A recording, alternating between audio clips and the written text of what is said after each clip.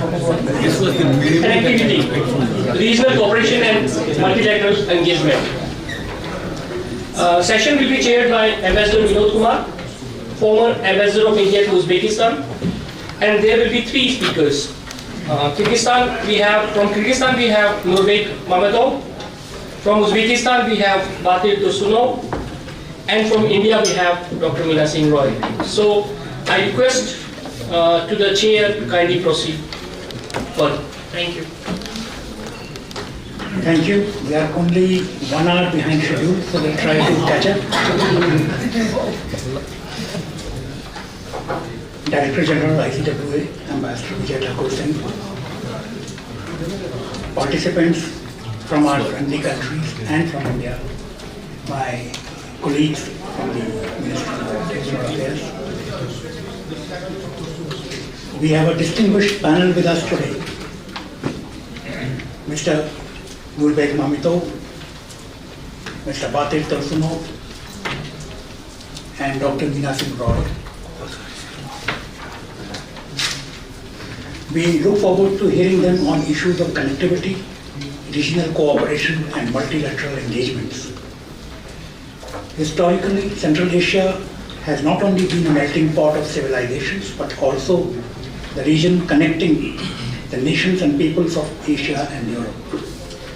We are now witnessing the resurgence of Central Asia's importance in political, strategic, and economic discourse in the region. For India, Central Asia from ancient times has been the route for trade and travel to Europe, China, and the Arab world.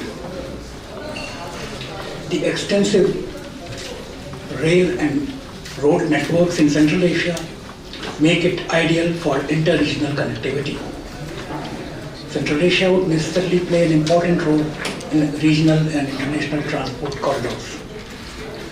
If one flies over the mountain regions to Central Asia, as I'm sure most of you have done, one cannot escape noticing the passes, the valleys, the streams that would have been used by traders and travelers since ancient times to connect us.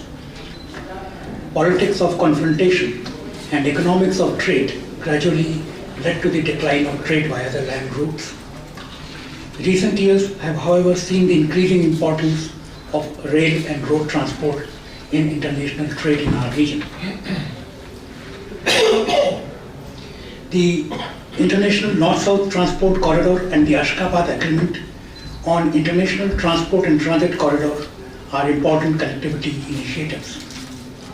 The first India-Central Asia Summit in January this year agreed, this is important to mention here, that connectivity initiatives should be based on the principles of transparency, broad participation, local priorities, financial sustainability, and respect for sovereignty and territorial integrity of all countries.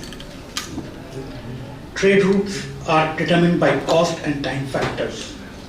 The trading community in India and other countries has to be convinced of the attractiveness of the trade routes, including that applies to the INSTC as well, compared with other available options. Dry runs and trial shipments have been carried out on the route. There is a need to complete the missing rail links on the INSTC, which will reduce costs and address the problem of congestion of road border crossing points. And just to ensure that the cup doesn't slip before it reaches a lip, we also need to have a harmonized system of efficient and effective procedures. The Shanghai Cooperation Organization, as mentioned by many speakers, has now become the largest regional organization in the world, representing over 3.5 billion people. President Mirziyoyev of Uzbekistan at the last summit had urged the SCO members to plan for the development of intra-regional trade, which will include measures to eliminate trade barriers, align technical regulations, and digitize customs procedures. The inclusion of Iran as a full member of SCO and some of the Arab countries as dialogue partners will complete the centuries-old map of trade and travel in the region. The new dialogue partners, Egypt, Qatar, Saudi Arabia, with Bahrain and Maldives also expected to be accorded dialogue partner status, will bring more depth and opportunity to the organization. The westward expansion of the SCO provides a framework to discuss enhanced regional maritime and land connectivity, including infrastructure and customs cooperation. In the long term, this will benefit the region through diversification and expansion of trade and investment. Some of the dormant connectivity projects are seeing signs of life. Tapi pipeline has been making somewhat sluggish progress over the years. There are several regional and sub-regional arrangements towards the larger goal of creating transport and transportation corridors.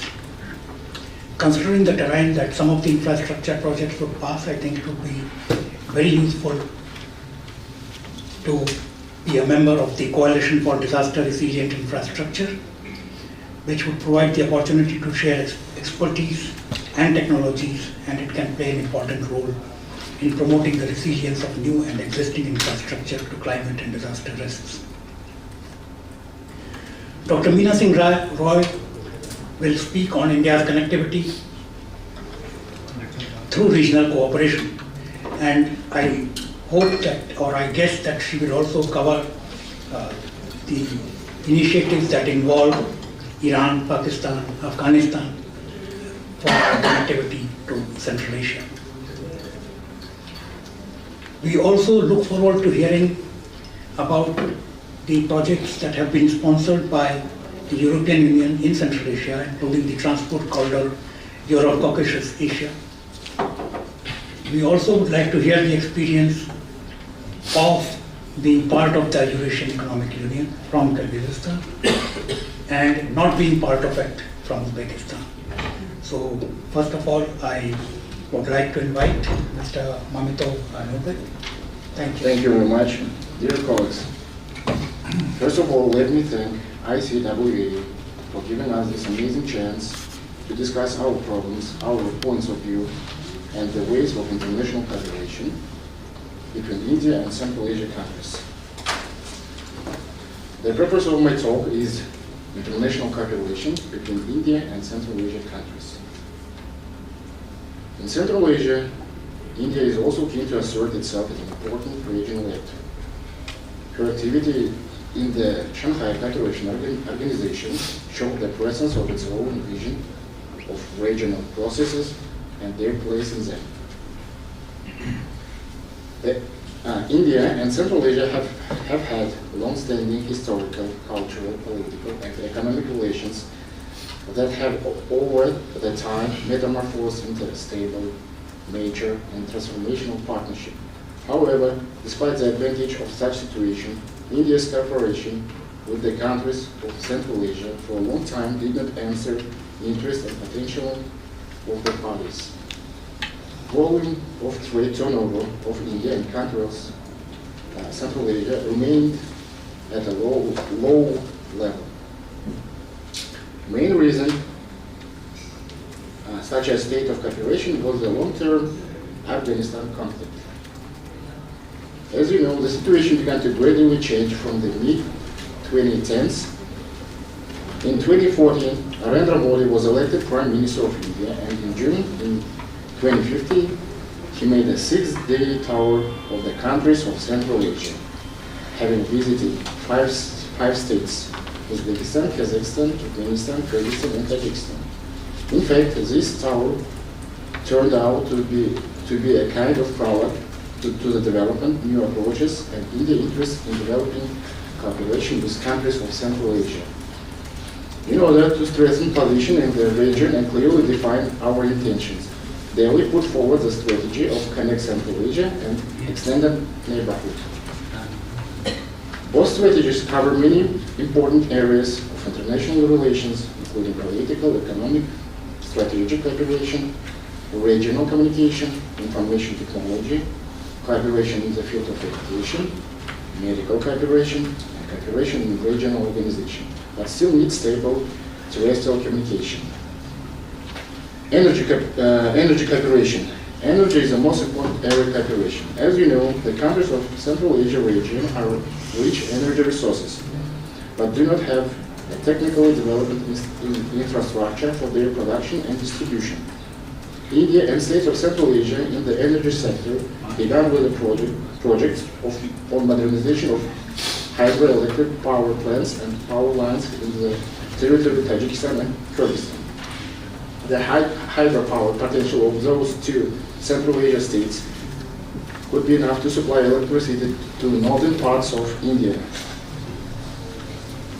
Next important project to achieve India's energy security is cooperation with Kazakhstan in nuclear sphere is present the basics, which is the intergovernmental agreement signed in 2019. Agreement between the government of the Republic of Kazakhstan and government of the Republic of India for the cooperation in the peaceful use of nuclear energy.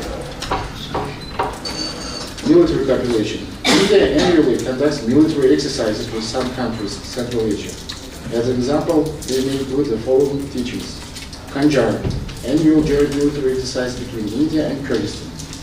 Kazin, annual joint military exercises between India and Kazakhstan. Duslik, annual joint anti-terroristic military teachings of India and Uzbekistan. June 9, 2017, in less than 2 years, having completed all necessary conditions for entry, India joined in Shanghai Organization operations. Modern trade and economic relations are maintained on stable, although modest level. India, despite the establishment of strategic partnership with Kazakhstan, Uzbekistan, Tajikistan, Kyrgyzstan still has a small trade turnover. General trade between India and Central Asia is about $3 billion, while Kazakhstan accounts for more than $2.5 billion. The rest of the states of the region lag far behind. The figures vary from tens of millions of dollars in the case of Kyrgyzstan and Tajikistan up to almost $300 million in the case of Uzbekistan. The volumes are very far from available untapped potential. Development cooperation. Development cooperation between India and Central Asia is mainly focused on creating lines that financial development and production projects in various technological, science-intensive, and educational sectors of economic countries of the region. Study programs under the Indian Technical and Economic Cooperation launched in early 1990s continue to operate in the region. Student exchange within the framework of educational projects have become defining feature of India's Connect Central Asia policy. Many students from Central Asia came to India for higher education because India provides higher education at a lower price compared to European and American universities. At the same time, students from India come to Central Asia on exchange programs. In general, Indian foreign policy shows a firm intention to deepen the existing multifaceted ties with the countries of Central Asia. It seems that the Central Asia vector in Indian foreign policy takes a new dynamic. It should also be noted that according to Indian experts, the main obstacle for the full implementation potential of regional interaction is the lack of common borders. However, it appears that India should consider the interoperability since the absence of boundaries never became an obstacle to cooperation. For example, European states. Considering the historical legacy of multilateral cooperation in Central Asia and South Asia, it can be assumed that further efforts Indian government coupled with the benevolent policy Central Asia countries could lead to a more expanded cooperation between Central Asia and India. Rich energy resources, the states of Central Asia are also interested in market diversification and the implementation of bilateral and regional cooperation with a large Indian market. Dear colleagues, my report is over. Thank you very much.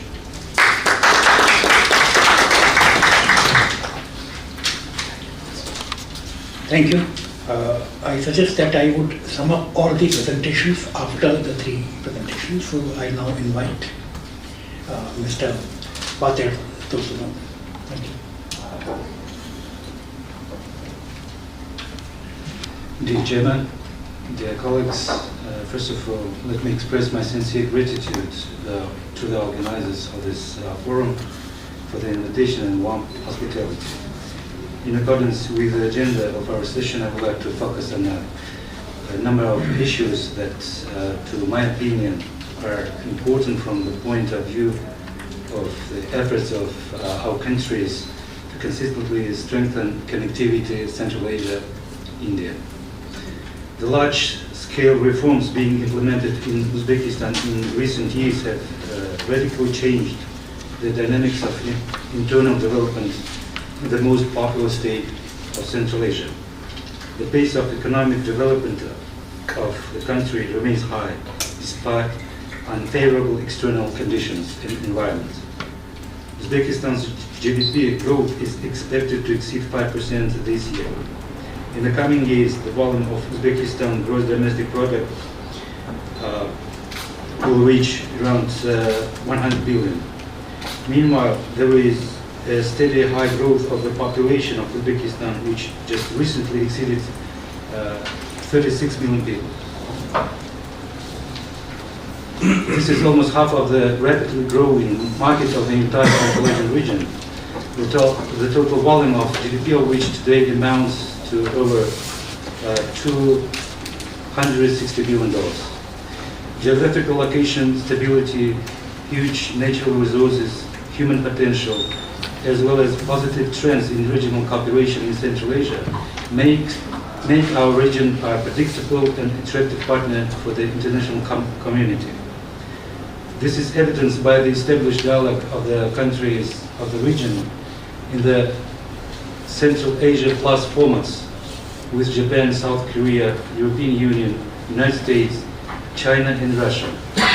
In January 2019, the Central Asia India Ministerial Dialogue was launched, and in January this year, on an online summit in this format at the highest level was held for the first time.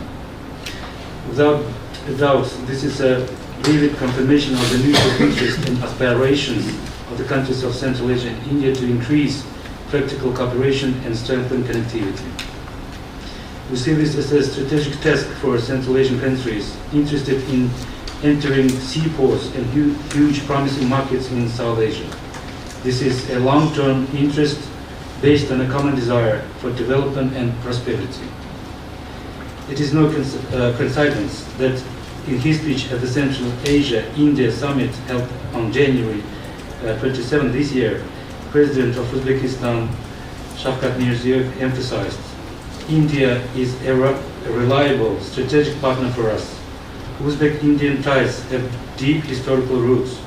Uzbekistan is firmly committed to further deepening strategic partnership and practical cooperation in India-Central Asia format. Dear colleagues, in order to deepen the connectivity in Central Asia-India format, it is important to my mind, to implement the following main tasks. Firstly, strengthening cooperation in the fields of economy, trade and investment, and searching for new growth points in these areas. In this regard, we consider it expedient to activate first, direct business contacts. Second, relations between the regions of our countries. And third, the activities of the India-Central Asia Business Council. Over the past 5 years, the volume of mutual trade between Uzbekistan and India has almost doubled. And last year, it exceeded to almost 5 million USD. During the meeting in Samarkand on September 16, 2022, the leaders of the two states noted that since the beginning of this year, bilateral trade between Uzbekistan and India has increased by another 30%. Uzbekistan and India plan to increase this figure in the coming years up to 1 billion USD. Our countries have enough resources and huge untapped potential for this. We also see broad prospects in cooperation in the field of energy efficiency and green development. India has successful experience in advanced technologies in these areas. Uzbekistan is ready for close cooperation within the framework of the International Solar Alliance established on the initiative of the Indian Prime Minister Narendra Modi and other multilateral platforms. Secondly, the development of the direct land transport communications between India and Central Asia. The solution of this task would give a powerful impetus to the intensification of cooperation in trade, economic, and other spheres between India and Central Asia. To this end, it is necessary to radically improve transport and other infrastructure links between the regions of Central and South Asia. As part of this, the Uzbek government expressed support for the India's accession to the Ashgabat Agreement. Uzbekistan, like other Central Asia states, supports India's efforts to develop the Iranian port of Chabahar, which is expected to become a major transport hub for the trade between Central Asia and India. Of course, this port should become a key link in delivering of goods between our countries within the framework of the North-South Initiative. An important mechanism in this regard would be regular meetings of transport ministers of Central Asia and India. Among the key issues on the agenda of this format, we see solution of this related to the development of a network of dry ports, provisions of discounts and preferential tariffs for transportation, simplification of custom clearance procedures. In the future, the project which is being promoted by Uzbekistan is the construction of the Trans-Afghan corridor that can be linked by the transport system of India and thus strengthen the connectivity between Central and South Asia. In this regard, assistance to the peace process in Afghanistan can open up to new opportunities for the implementation of these and other infrastructure projects designed to strengthen the connectivity between Central Asia and India.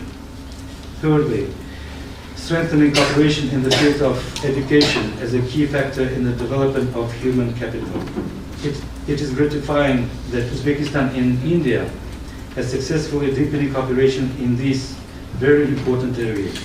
Today, Uzbek universities have established contacts with more than 10 Indian universities and research institutes. A number of research institutes of the Academy of Sciences of Uzbekistan are implementing joint projects with academic centers in Delhi, Mumbai, and Pune. Since 2019, branches of the Indian universities, Amity and Sharda, have been operating in Tashkent and Andijan cities. In December last year, a new campus of Samram Institute of Technology was opened in the Jizak region of Uzbekistan. Today, about 4,000 Uzbek students are being taught at these institutions. Currently, a number of other leading universities in India are working on the creation of new branches in other regions of Uzbekistan. Moreover, Bukhara State Medical Institute, named after Ibn Sina, has opened a branch at the Indian International University in Noida, if I'm not correct of the pronunciation of the It is noteworthy that this institution became the first branch of Uzbek university opened abroad. Cooperation with India in the field of human capital development opens up new horizons for Uzbekistan. Also, the training of Uzbek specialists in the IT and strengthening of the country's IT industry. Joint development and export of software products and services to foreign markets are in our plans.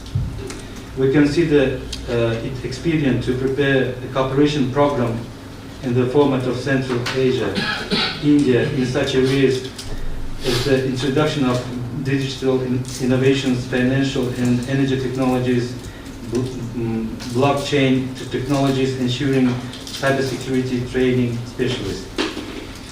Dear foreign members, I'm convinced that our discussions will be an important contribution to further strengthening of the relations between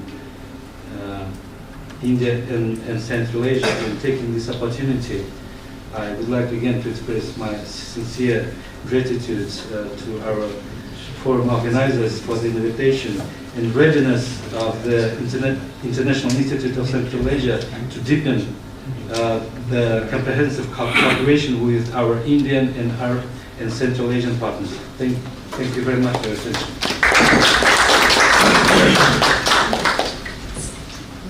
Thank you very much. We have had two very interesting presentations from the Kyrgyz Republic and from Uzbekistan. And now I invite Dr. Meena Singh Roy. Thank you. Let me at the outset thank Ambassador Singh for initiating, this very important event. I think it makes a lot of difference to our Central Asian friends that you are important for us, and there is a continuous process to stay engaged with Central Asia. I mean, I've spent good 2 decades, looking at it. And when I started working on Central Asia, connectivity was the most important, area which I tried to explore. I mean, there's a lot of pessimism also at that time, saying it is an area, and I think Professor Variku is here. He's probably one professor who pushed, all of us. No, please. The job of the researcher is to keep working, and it is for the policymakers to decide take or not take what they want to.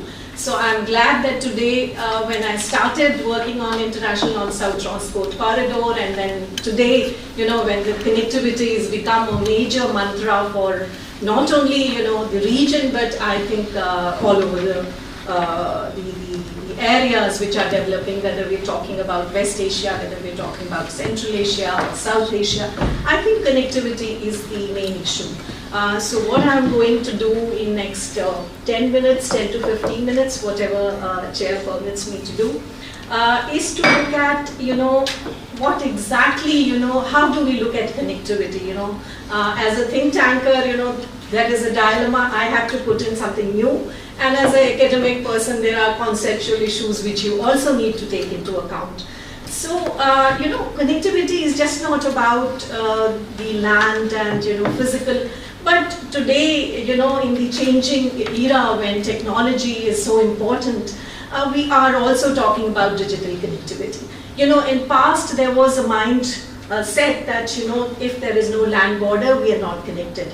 But today, I think we are connected through many ways, and the point where I think we need to be more focused, and we have been, we've come a long way from where we stood, say, in 1990s, in 2020, where we are. We have worked hard on the connectivity drive. So we cannot see the connectivity in isolation, The connectivity is associated with, as I said, development, both regionally and globally. So I think that matrix needs to be taken into account. And we are also sitting here to celebrate the 30 years of partnership with the Central Asian republics, and how India has worked and it has had an approach of engagement with the Central Asia. And my job is only because we are focused on connectivity, much has been talked about the other aspects. Where does connectivity fit into our debates when we are talking about the India's policy approach? And what I see, there have been 3 phases. The first phase was in the 90s, when India, despite being very emotionally attached to the region and to the people, and so was the, I think, point of view, the other side. There was much expectation from India, but say from 91 to 2000, I don't think, there was much which was delivered, but the intent of cooperation, the high-level visit of Prime Minister Narasimha Rao was the game changer to ensure that we are very much part and parcel of each other's common concerns. The second phase, I think, was, and there again, the connectivity did figure in, though, security issues and many other, issues were part of it. The second phase was, of course, 2001 and up to 2012. And this was the phase when India got, connected through the security cooperation, through becoming part of the regional organization. And 2012, much has been talked about the Connect Central Asia policy of 2012. But again, there you see the word connect means connecting through various ways. And I think, and I am drawing your attention to these points just to ensure, to make sure that connectivity has been the core mantra of India's policy approach towards Central Asian republics. The issue is whether we were able to achieve what we desired for. But I think the final phase, 2014 onwards, has been, I call it the era where we practically, got into implementing what we have been thinking about. The personality factor of Prime Minister Modi did play a major role in pushing various, agencies to look at these aspects. And I think this is where the prospects of India-Central Asia connectivity lies today. Let us say, when we talk about, I said, being an academic person, it always, strikes. Connectivity, I mean, what is this? Is it an integration game, or is it a developmental diplomacy? What is it? And to me, it seems it is also an integration game played by certain, actors. It is also about the big power, small power syndrome as to how big powers would like to use these small powers. So there is this aspect of integration game, which is very much played out today. And also the development diplomacy carried out by countries, where I would put the Central Asians themselves, countries like India, Japan, they are much more acceptable. I would put, in fact, Mongolia, which has never been talked about, and, Korea, who I think are, I mean, you can correct me, my Central Asian, brothers and sisters can correct me, but this is the perception that I have grown up with while interacting with you. So there are positive players. There are players who are there for their own interest. I'm not saying that the country will not work. They have to work for their national interest. But at the same time, when it is a developmental cooperation, when it looks at the demand of the core area of the connectivity is the Central Asia, then I think, it makes a difference. And therefore, I segregate between the integration game and the developmental cooperation or the diplomacy that we need to look at. So if we look at, I am saying we need to augment our connectivity prospects through regional cooperation. Now, this is my main argument, because I'm saying that bilateral cooperation are going to be strengthened, but you need to have trilateral, quadrilateral and multilateral approach to bring full potential of these cooperation of various, whether we are talking about the International North-South Transport Corridor, whether we are talking about the Chabahar Agreement or the Chabahar Project. Both these, connectivity projects are operational today.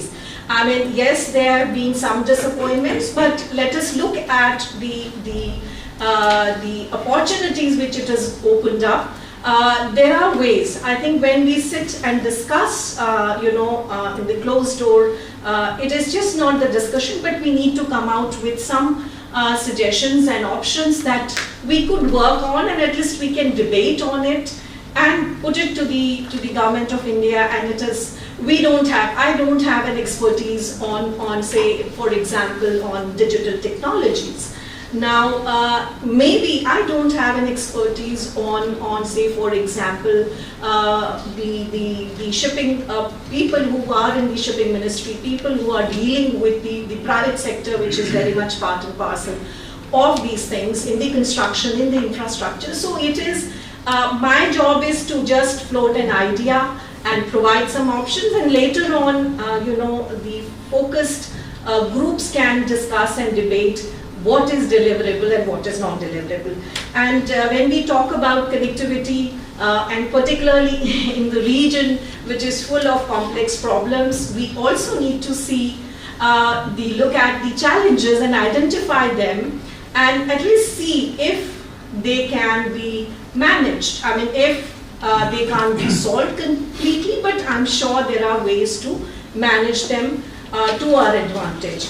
And that is where I think, the importance and the significance of such debate lie. I'm not going to, I'd said the altered regional and global security paradigm, it does connect to our Chabahar Port project, whether we're talking about INSTC.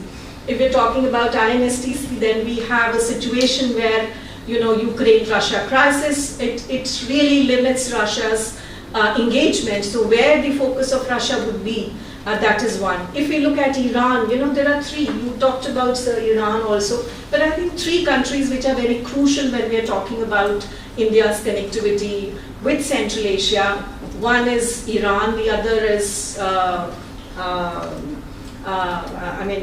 Pakistan, China, and of course through Afghanistan, there are. But what is the viable option? The Pakistan doesn't give you a corridor even to reach out, which would have been the easiest way to do it. China, there is still, the China route is being used by the private sector to deliver certain goods which are being used, say, in the construction.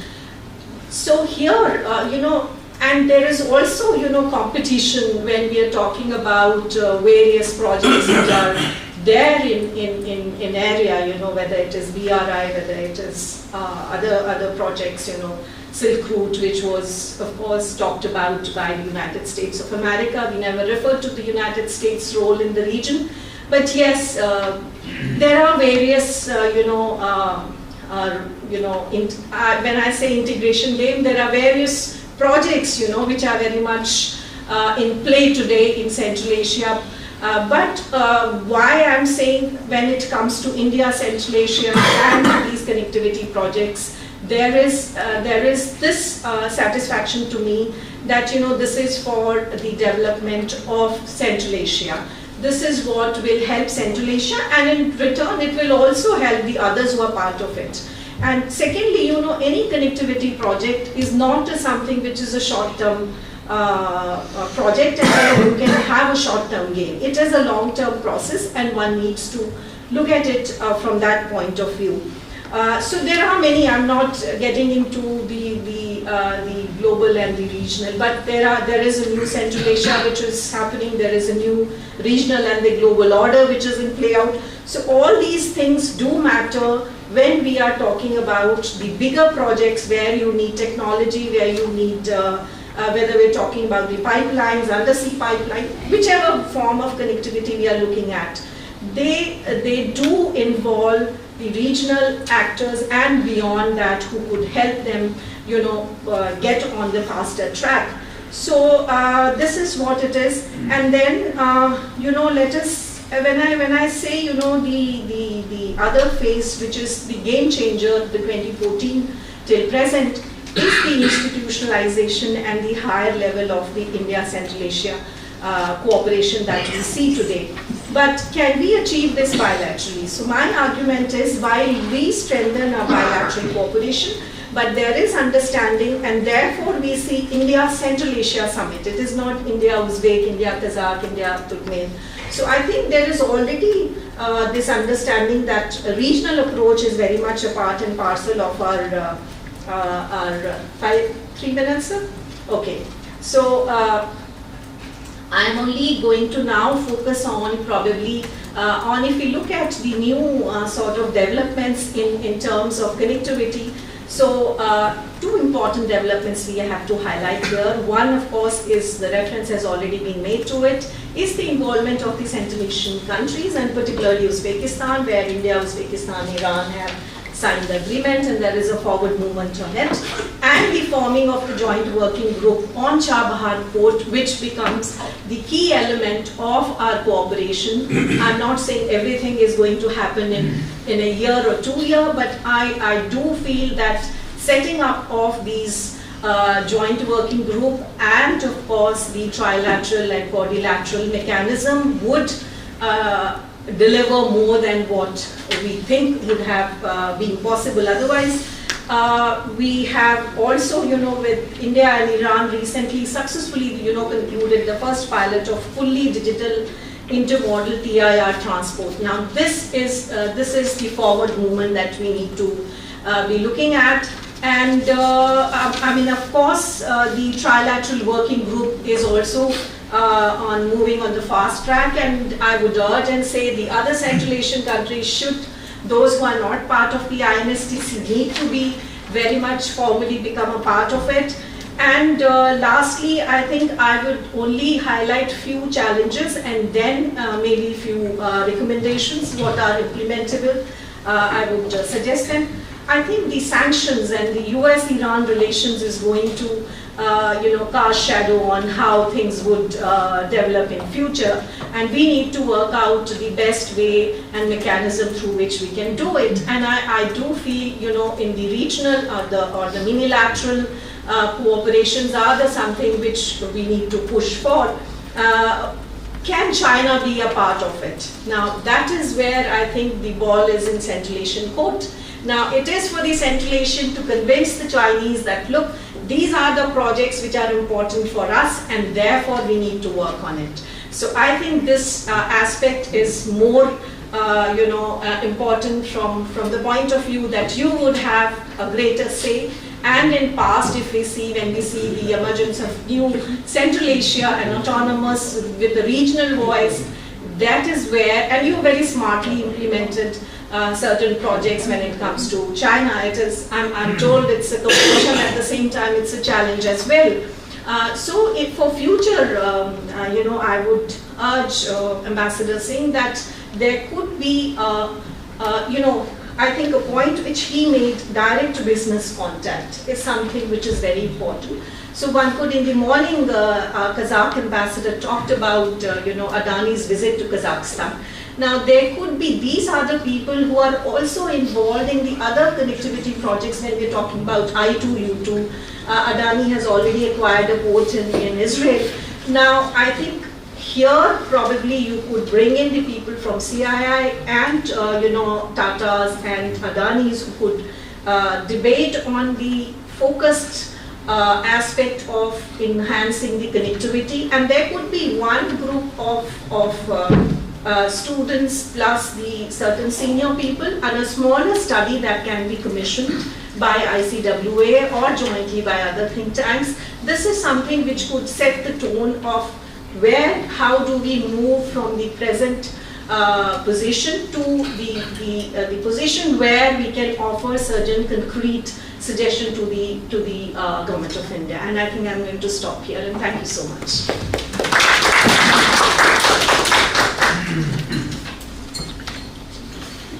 Thank you very, very much. I think it was really a pleasure to listen to all the three speakers.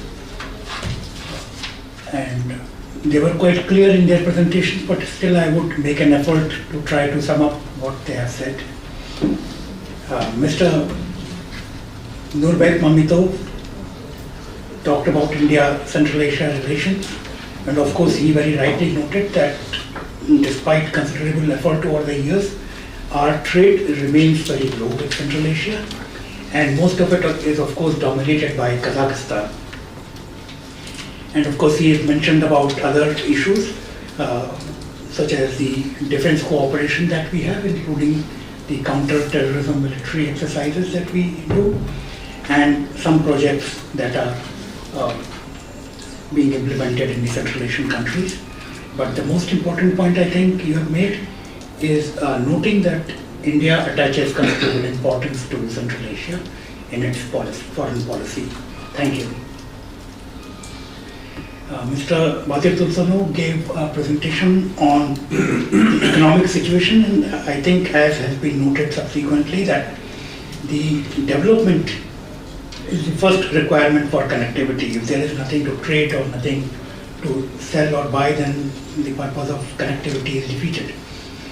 So that and the recent India-Uzbekistan trade initiatives that you have mentioned, You spoke about the possibility of land connection between India and Central Asia. That would radically improve links, but I think you are fully aware of what are the constraints that we have in doing that, but there is no harm in thinking ahead, perhaps not now, but in the next decade or in later decades.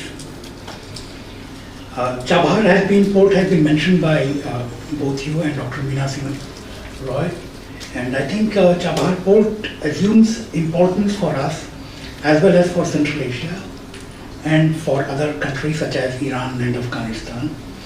But just one point I would note that the first trial shipment from Azerbaijan was many years ago, and then several years later we had a trial shipment from Finland, and a couple of years later in July this year we had a trial shipment from St. Petersburg. So I would say that there is certainly a need to speed up things. Even the customs procedures, digitized customs procedures, I think have been on the table for quite some time. And a person, when he takes a parcel to send to a Central Asian country or to book a cargo, he doesn't really ask which way it is taking. He is interested in how much time will it take and what am I going to pay for this transportation.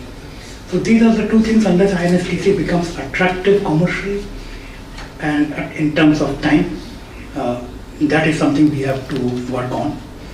At the moment, for instance, from Kazakhstan, which is our largest trade partner, a lot of traffic is via China, because that, in terms of both cost and time, that is what the exporter or importer is looking at.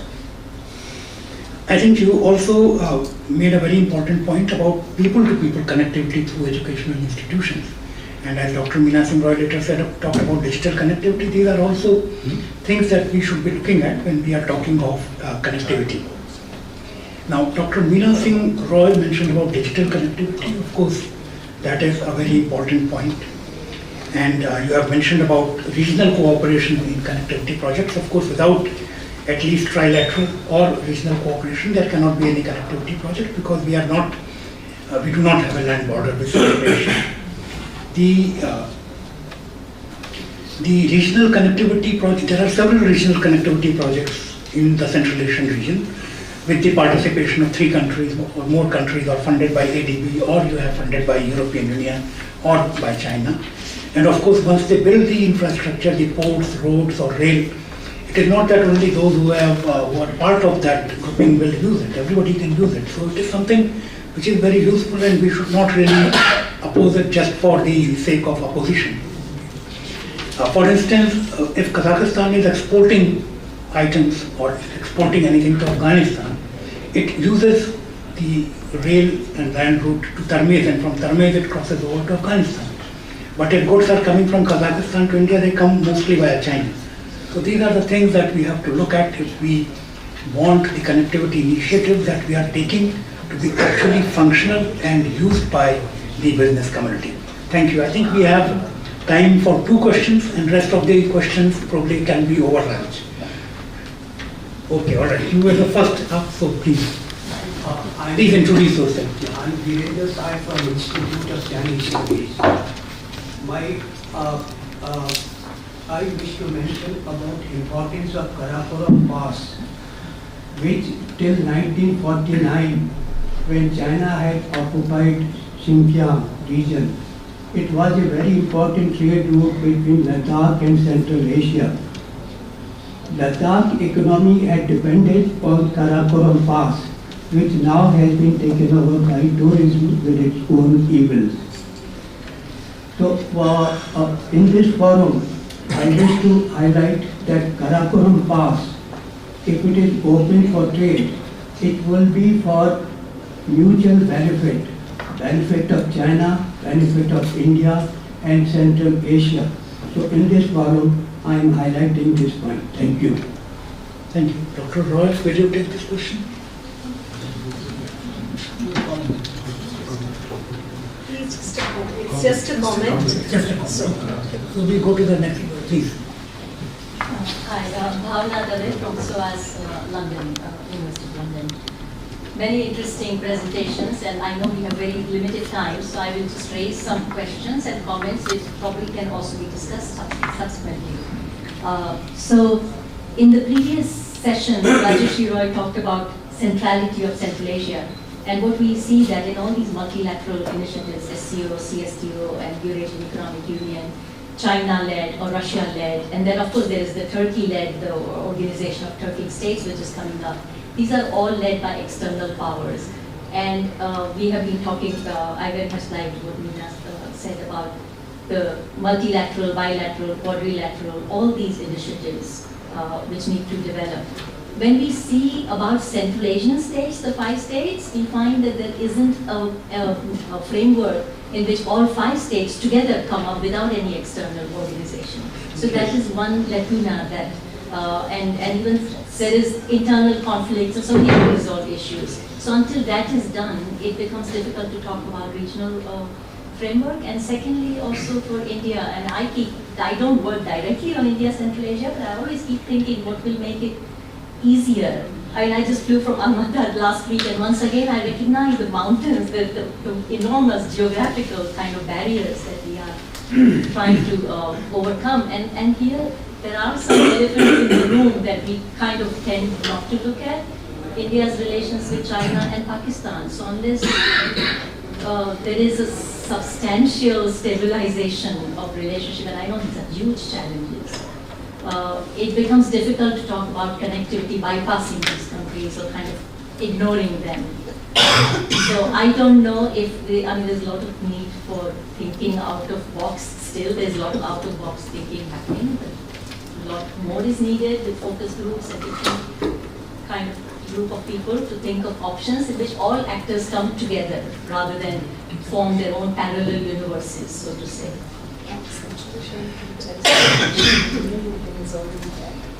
Very complex issues.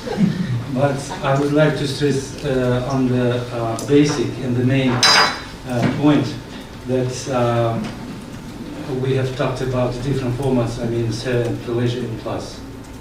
Yeah, some of our neighbors, I mean, of Uzbekistan, some are members of SCTO or Eurasian Union. We also cooperate in the SCO. And it doesn't mean that we are, how to say, working in so-called pro-Chinese grouping or pro-Russian grouping. I guess that every state of Central Asia has its own national interest. Yeah, it's any doubt, and it tries to follow its interests and priorities, despite the, I would say, some geopolitical, how to say, not friendly geopolitical environment and so on. I think that there is some kind of stereotypes that every country of Central Asia or post-Soviet unions they are still post-Soviet. Maybe there are some just feelings, yeah. But in case of Uzbekistan, I don't think that Uzbekistan would take a decision if it's against its national interest, you know. And yes, we want to construct this Afghan railroad, and there are interested states in this. For example, Russia is interested because of huge markets of in South Asia, you know, and Kazakhstan is ready to be part of this project, you know. And when we speak about Afghan projects, we see, I would say, that many pessimism, you know, or skeptical points of view, but we have more than 4 decades of war or conflict on the Afghan soil, you know. Every country has tried to make something, you know, but all attempts are failed. But the point of such a huge projects like Afghan corridor or TAPI, that the logic is very simple. I guess that we need such projects that every how to say stakeholder in Afghan issue will be interested in, and such a projects would be very helpful in order to form common positions or approaches to Afghan issue. We said about the Pakistan factor. Pakistan is very much interested in this project, but to do this project, we need peace, you know. But without security, we do not speak about the economic prosperity. And without development, we cannot speak of the security. This is such a dilemma. Thank you. Yes, Dr. Roy. Well, I think it's always very difficult, Bhavna, to not talk about China and Pakistan in any forum that discusses these things. And of course, you can't change your neighbors, you have to deal with them. And I think the point here is how India and Central Asia together can, bring to the table certain options which are doable. And I think that is what probably is an effort while we are doing this exercise. We know Pakistan will do what it has its own limitations. It has, I always feel it has more nuisance value, but this is no bias that I have. Sometimes people might say it, but somebody can probably push Pakistan to be more constructive when it comes to these connectivity issues. We'll be very happy to do it. But China, I think, is both a challenge and an opportunity as well, and how Central Asia and India can together work on it. You did refer to the roads that are being constructed by China, or for example any other country can be used, and it's going to be used by all. What is important is the commercial viability of the routes that we're talking about, and I think that is where the volume comes into it. I'll stop here. Okay, Ambassador Sachanar. Thank you very much, Chair. I know we are all getting late for lunch, so I'll be very, very brief. One comment, which is that, after Russia has come under sanctions as a result of the Ukraine conflict, INSTC has started being used, and there are a number of consignments that have come via the INSTC to Bandarbas, and it has started functioning in some rudimentary way. My question was to our friend from Uzbekistan, and maybe taking forward to what you have said. You mentioned about the trans-Afghan corridors. There are two directional. One is you come down from Termez to Mazar-e-Sharif, come to Herat, and then come to Iran. And the other is the other way to Kabul and go to Peshawar and join the CPEC. Very quickly and very briefly, if you have, because we've been talking about both these projects for quite some time. If you have some idea as to, how advanced are they in terms of implementation, very quickly if you have.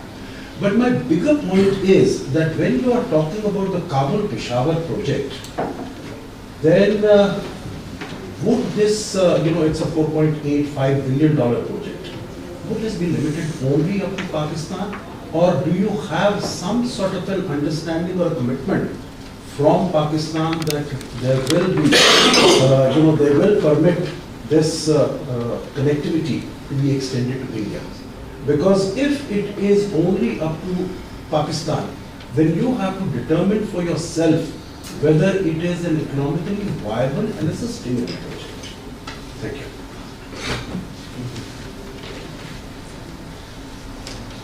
So, when we speak about Trans-Afghan corridor, we are speaking about the route to Peshawar. But when we say Trans-Afghan corridor, we mean the whole South Asia, not only Pakistan. So it means that, we are striving not to reach Pakistan only. We are striving to reach India too. This is the No, we would very much like to welcome. Will Pakistan permit this? That was my first commitment or understanding with Pakistan that they will permit this cargo and people. My Indian colleague just rightly said that it would need years and years. Yeah, and I remember that when answers the question. Take this. So as far as I know, it was before Taliban regime came to power, I mean, last year.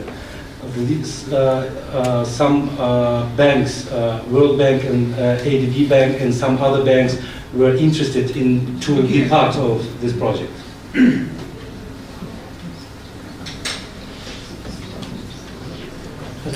I can see some hands, but maybe I suggest that over lunch you can perhaps ask because we are really behind schedule.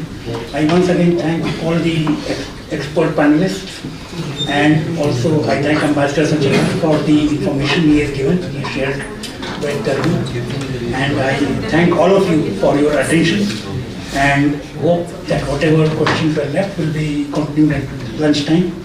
Thank you very much. Thank you so much, sir. Thank you so much. All guests are invited for the lunch at the foyer, and we will reassemble here again within half an hour. We will try our best. Thank you.